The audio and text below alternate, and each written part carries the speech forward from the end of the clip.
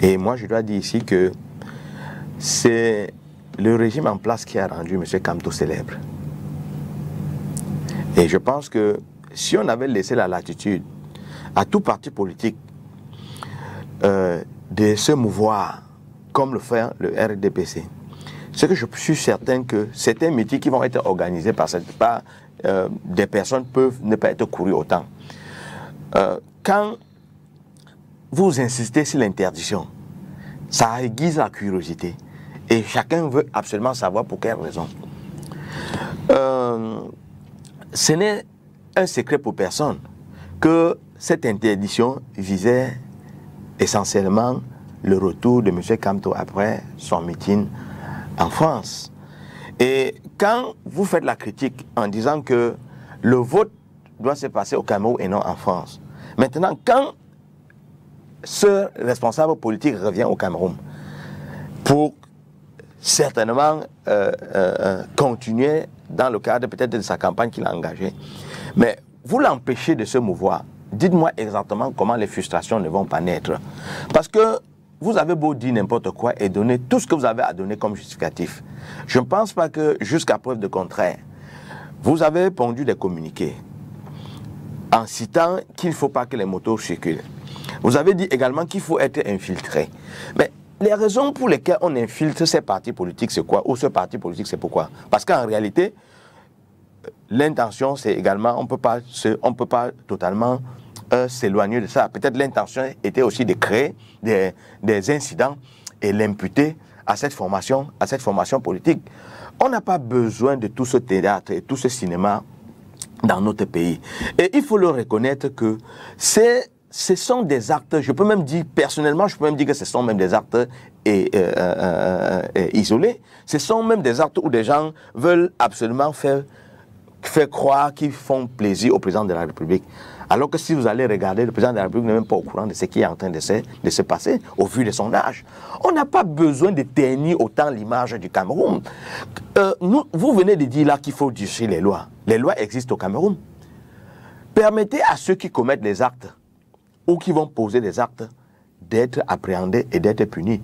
On ne peut pas préjuger de ce que les gens vont faire en termes à poser en termes d'actes. Le fait qu'on militarise toute la ville de Lou pour un individu, c'est pourquoi la ville de Douala pour un individu, c'est pour quelle raison? Ça, ce n'est pas nécessaire, Monsieur Henry. Il faut dire à vos camarades du RDPC. La ville est militarisée? S'il vous plaît. Ça, vous le dites. Moi, je dis elle est militarisée parce que poster les forces... Vous avez vu un seul policier en venant ici? Monsieur Henry, il y en a. Sur votre trajet? J'ai dit sur le trajet, ce n'est pas emprunté le trajet qui a été interdit. Oui. Mais est-ce que vous avez vu... J'ai dit, je n'ai pas emprunté ce trajet. Voilà. Mais il est constant. Il est constant. Il est constant. Il est constant. Il est constant. Peut-être c'est une façon de parler, mais il est constant. C'est vous qui le dites. Il est constant que ces astres sont, quand vous empruntez ces astres, vous voyez les militaires postés, les policiers postés partout, alors que ce n'est pas nécessaire. Terminez, monsieur le maire. S'il vous plaît, moi je voulais dire une chose. Vous avez tendance à minimiser ce qui se passe actuellement dans notre pays.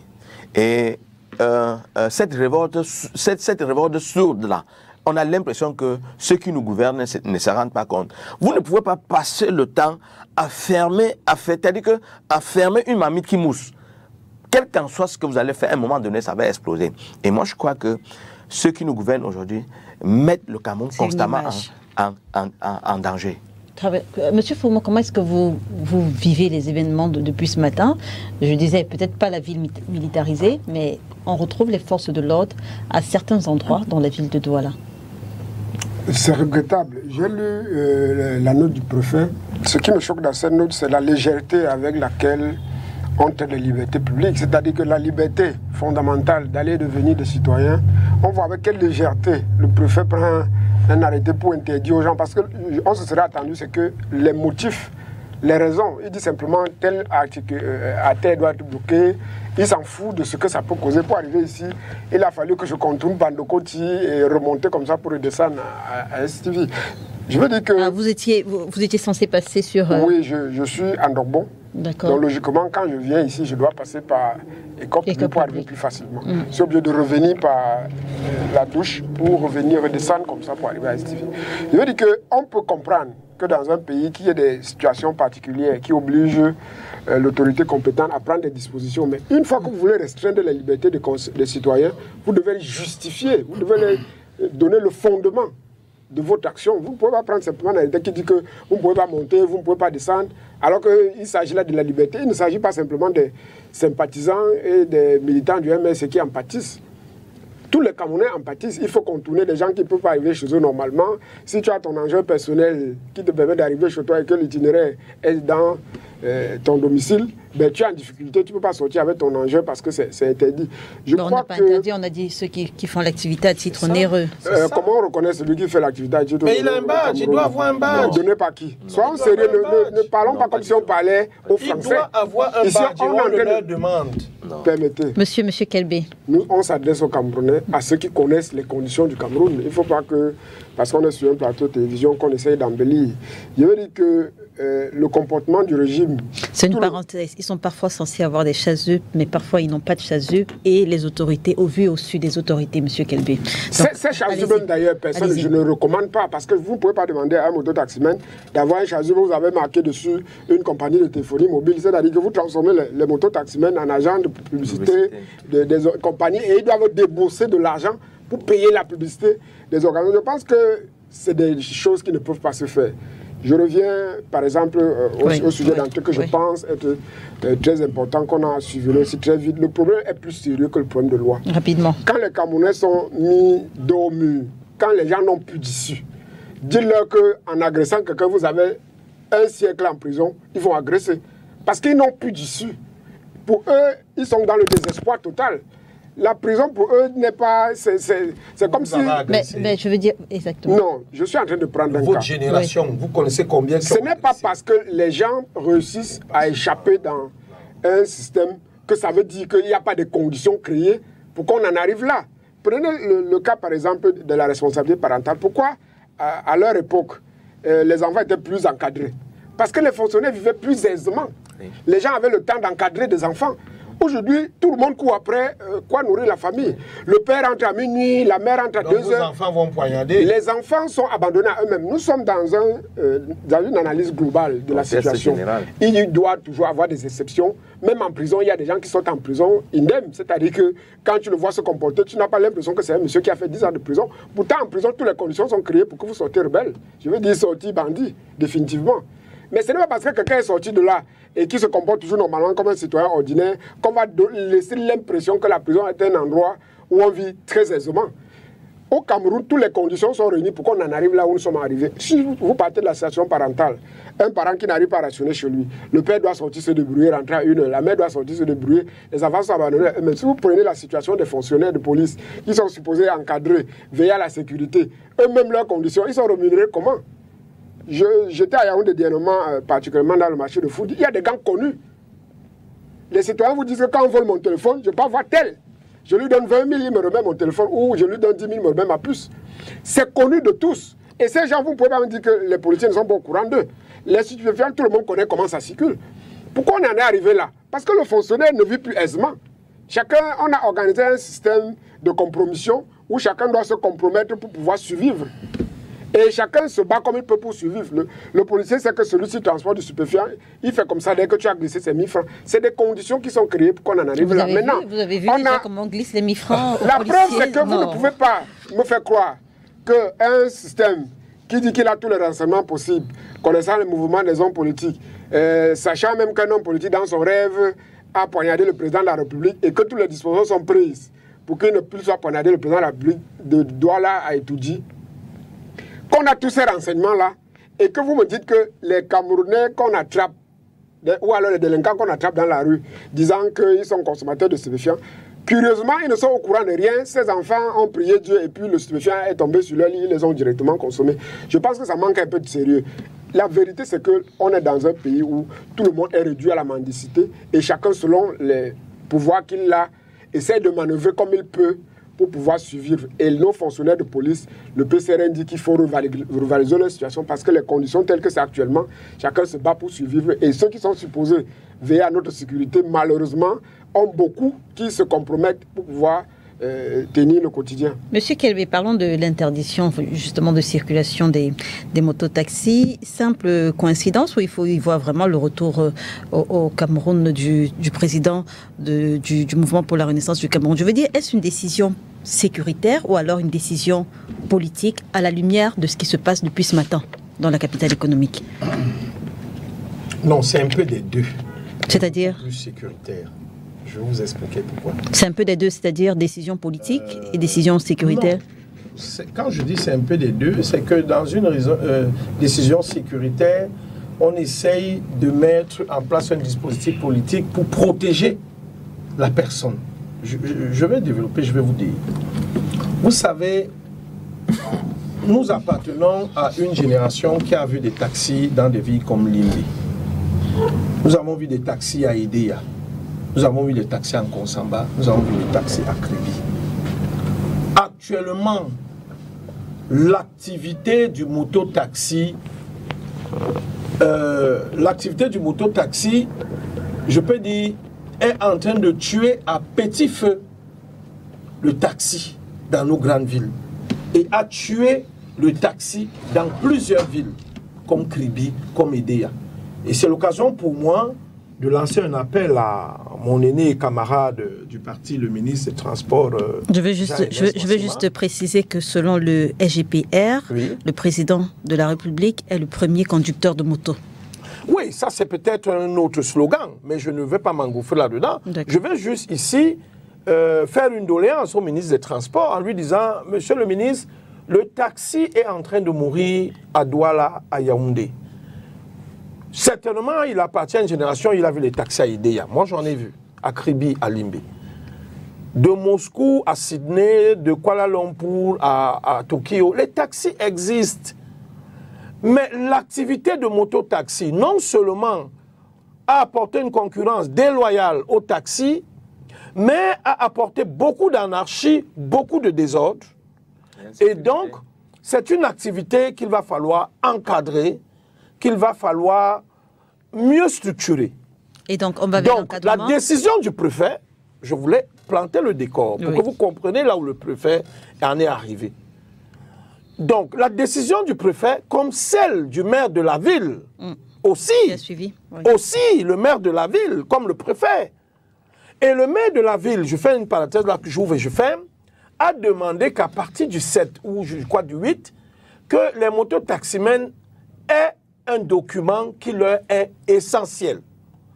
Allez à Ndokoti ou à Saint-Michel ou alors même à Lopom, prenez sur un échantillon de 100 mototaxis. Combien ont des plaques d'immatriculation? Combien? Même pas 15 sur 100. Est-ce que moi je suis un planteur, j'ai acheté des tricycles, tous mes tricycles ont une carte grise et ont une plaque d'immatriculation. Je vous dis tous mes tricycles. Fait à Douala, à Bounandjo, à la délégation du transport. Quand vous avez un outil qui va vous nourrir, qui va élever vos enfants, pourquoi vous voulez œuvrer dans la clandestinité? Je ne parle pas encore de la délinquance, que produit ou que cache ce métier d'activité. Pas tous, mais je dis que cache. Pourquoi vous ne pouvez pas vous conformer? Combien de motos ont des plaques d'immatriculation LT, MT, moto avec le numéro? Très peu.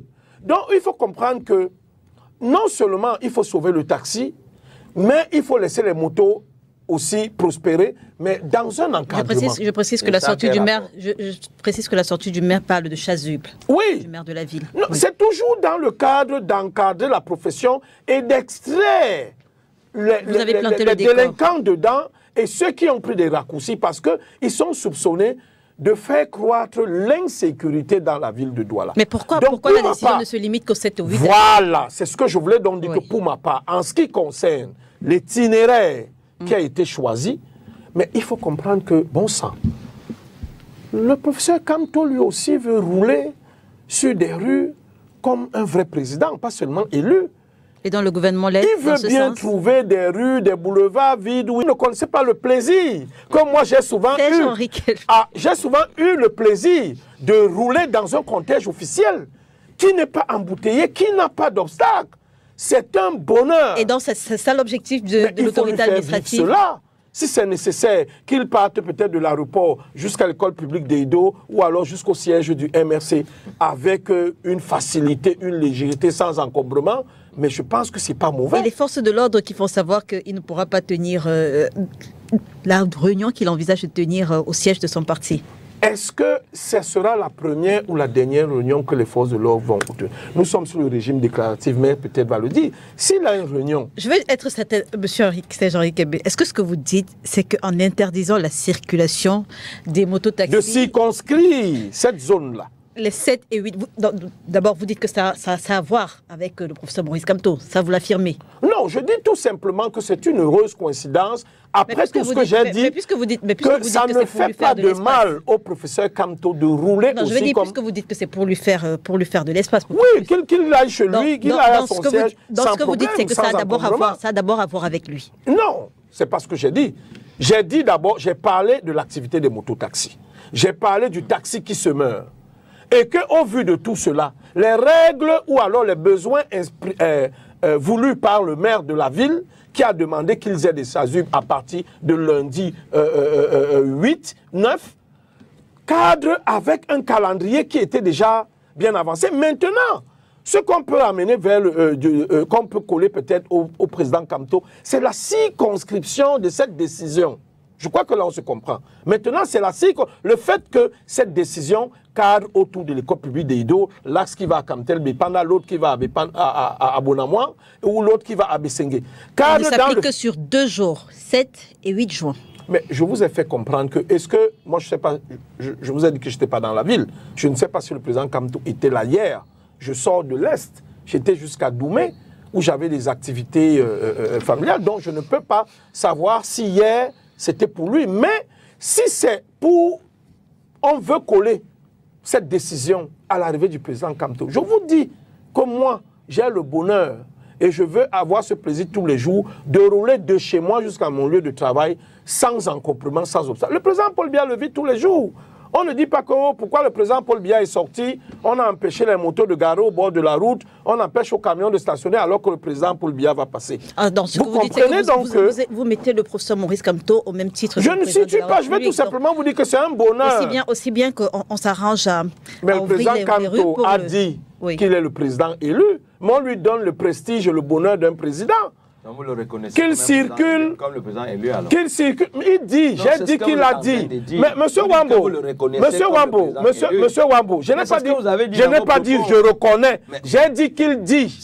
Ne me coupez pas s'il vous plaît, soyez poli. Ne me coupez pas au point où vous allez encore dire que c'est le RDPC qui a fait démissionner un élu du SDF. Un élu du SDF pour aller donner sa voix au MRC. Moi, je n'étais pas là quand Maître Tchapi prenait cette décision. Donc, comprenez que le RDPC... Les gens peuvent démissionner. Voilà. Pas comme chez vous, ou quand les gens démissionnent, c'est peut-être la prison. Monsieur le maire, quand moi j'ai parlé, vous me faites sortir du allez-y. Je veux tout simplement vous faire comprendre que le président Kamto a aussi droit à des aménagements. Il a droit à vivre un certain plaisir, un certain bonheur.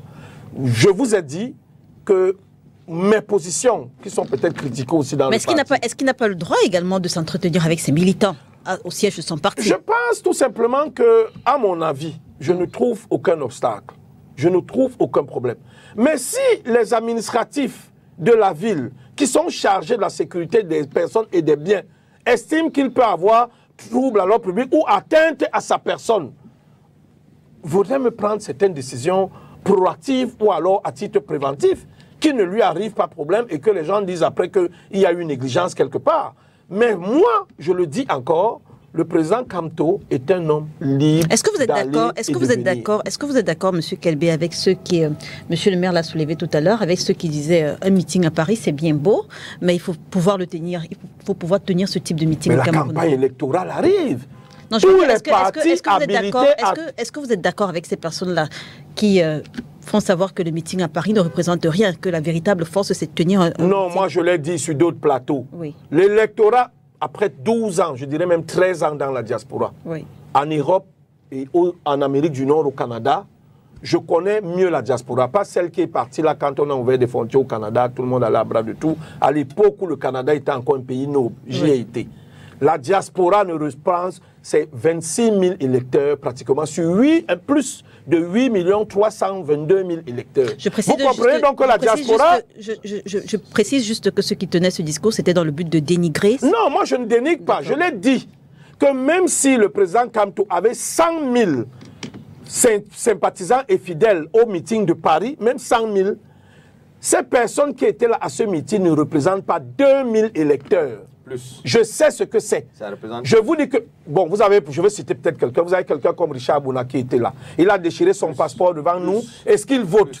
Des gens comme ça, vous en avez en dizaines de milliers ce jour-là, qui étaient là. Donc, pour moi, ça se joue au Cameroun. Non. Ça se passe au Cameroun. Ici, est-ce que c'est possible? Est-ce qu'il est possible que ça se joue au Cameroun lorsqu'un président d'une formation politique ne peut pas aller à son siège, au siège de sa formation politique, librement? Je ne pense pas qu'il a été interdit d'aller à son siège. Entre aller à son siège et tenir une réunion, c'est deux choses différentes. On ne peut pas vous empêcher d'aller chez vous. Vous allez chez vous. Mais si vous organisez une réunion ou alors des activités qui vont faire du bruit... Est-ce qu'un président d'une... Décision forte. Très bien. Le MSC travaille. Même à Yaoundé, ils se réunissent. Je crois que j'étais sur un plateau avec l'un des vice-présidents qui m'a dit qu'ils se réunissent 2 fois par mois et que c'est dans le cadre de ces réunions qu'ils se sont dit qu'ils n'iront pas aux élections en 2020. Mais comment comprendre l'interdiction formelle? Non, tout peut découler de la circonstance. C'est une décision qui peut être circonstancielle. Je crois que la campagne électorale à venir est là. Tous les partis habilités à présenter un candidat feront leur campagne de 6 h du matin à 6 h du lendemain. Ça, je suis certain. Alors, maître, comment est-ce qu'il faut, je le disais, vous également, vous avez pu observer les images dans la ville de Douala ce matin, comment est-ce qu'il faut analyser la présence des forces de l'ordre à certains axes de la capitale économique et même, comme les images nous montrent, et même cette interdiction formulée aux conducteurs de moto de circuler à certains axes, sur certains axes, pardon. Je vais vous dire, moi j'ai joué au football à l'école publique d'Eïdo depuis au moins 25 ans. Donc s'il y a une personne qui a été considérablement impactée par le phénomène, par l'interdiction, c'est bien